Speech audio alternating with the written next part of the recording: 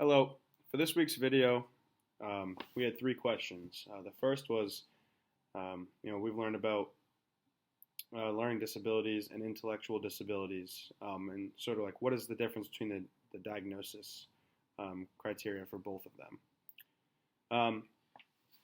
For this one, learning disabilities are diagnosed usually by a school psychologist, um, and the individual takes either an IQ test or the RTII, or uses the RTI model.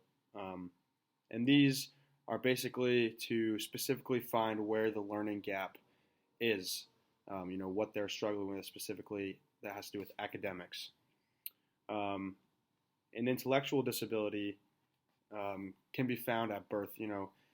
They said intellectual disabilities have, there's really a spectrum because they can either be mild and they can be very severe, and it just depends on the person. So if it's very severe, you usually can tell, and they can be diagnosed at birth. And if it's mild, they usually get diagnosed same as learning disability in the school. However, a learning disability is diagnosed with an IQ test, and it's not focusing on where they're struggling academically. It's focusing on their adaptive behaviors, so how they are having trouble functioning in regular life, and how that this is affecting their schooling.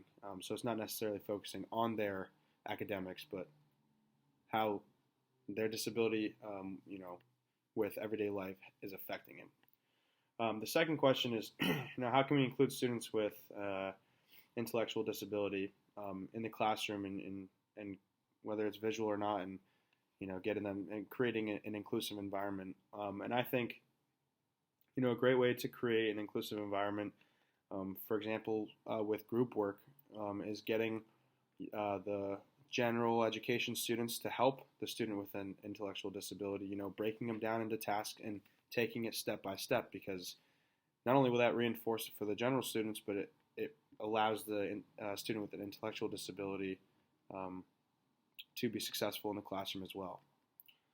And the last task was to reflect upon one of the additional videos for this week, and the one that I'm going to be reflecting on is Bao's Coffee Shop.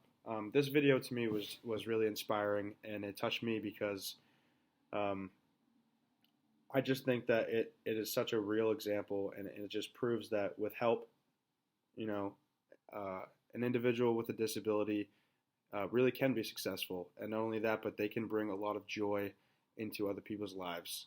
One of the individuals said that they come here every morning, they go to the coffee shop every morning because it's a way for them to start off their day with a smile, and they're starting off their day with a joyful attitude. And it's really, for me, working with special needs individuals over the summer for a week, seeing that video brought a smile to my face because it brought back the memories that I had with working with them, and it truly is a pleasure and a joy to be able to work with individuals with disabilities, because they are just the happiest people. So that's all I have for this week. Thank you.